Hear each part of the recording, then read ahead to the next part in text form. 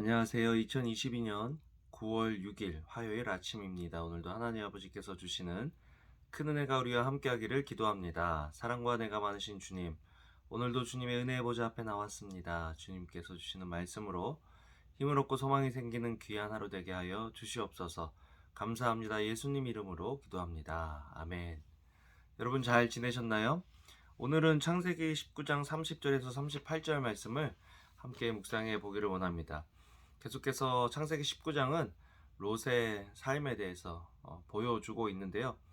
아브라함과 롯, 믿지만 또 다른 믿음의 색깔을 가진 두 사람이 어떤 삶을 살고 또 삶의 마지막이 어떤지를 성경은 아브라함과 또 롯이라는 인물을 통해서 우리에게 보여주고 있는 것을 보게 됩니다. 롯은 구원받았을까 하는 그런 궁금증이 들기도 하는 그런 인물인데요.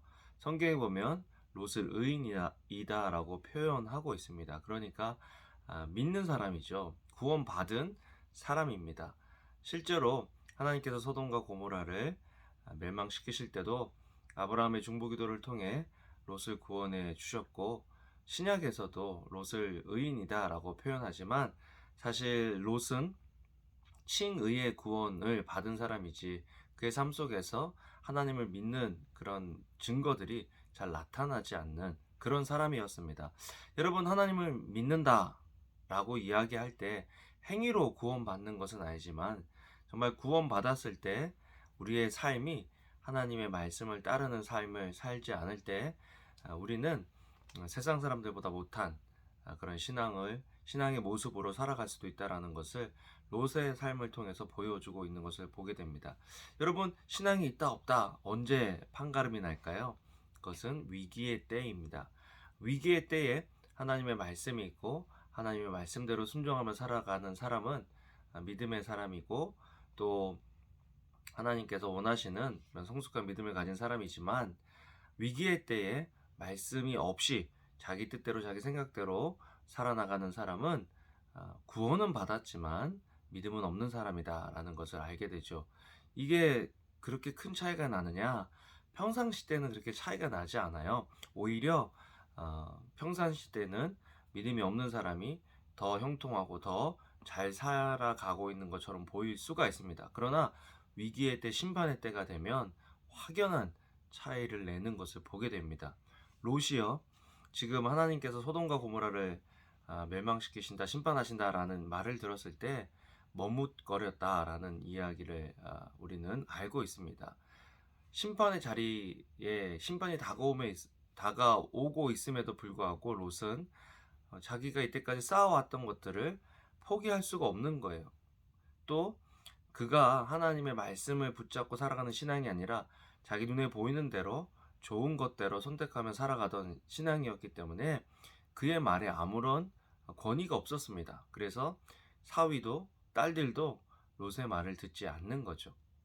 그래서 결국 출가한 딸들의 가족들은 다 소돔과 고모라가 멸망당할 때 멸망을 당하고, 아내 롯도 어제 본문처럼 뒤를 돌아봄으로써 소금 기둥이 되는 그런 비극을 맞이하죠.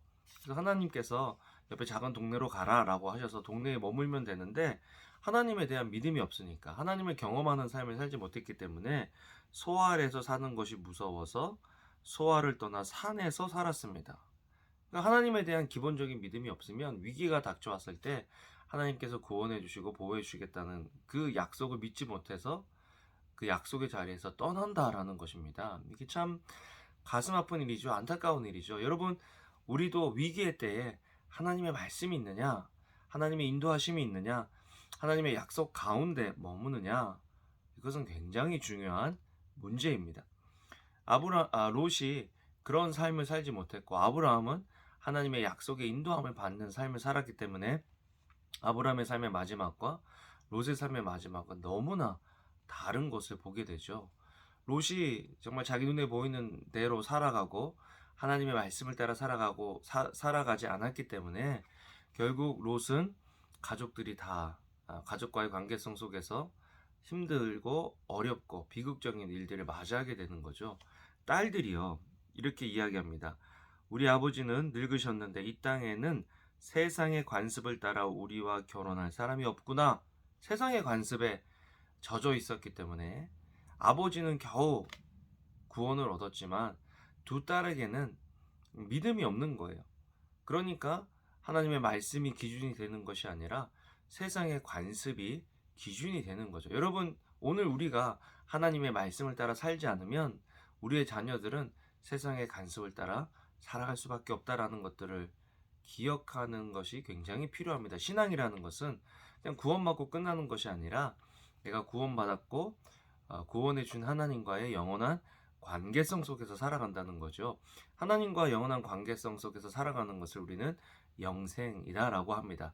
영원한 생명, 영생을 누리는 사람은요, 결국 하나님과의 관계성 속에서 하나님의 말씀의 인도함을 받는 사람, 그 사람이 영생을 살아가는 사람이고, 결국 그 사람이 이 땅에서 승리하는 삶을 살아가는 삶이다.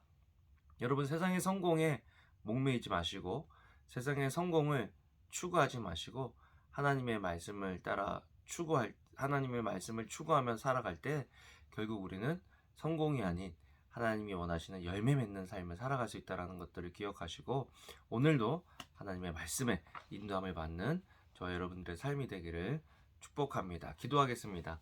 사랑과 은혜가 많으신 주님, 오늘도 롯의 삶을 통해서 우리에게 어떠한 삶을 살아야 하는지 보여주셔서 감사합니다.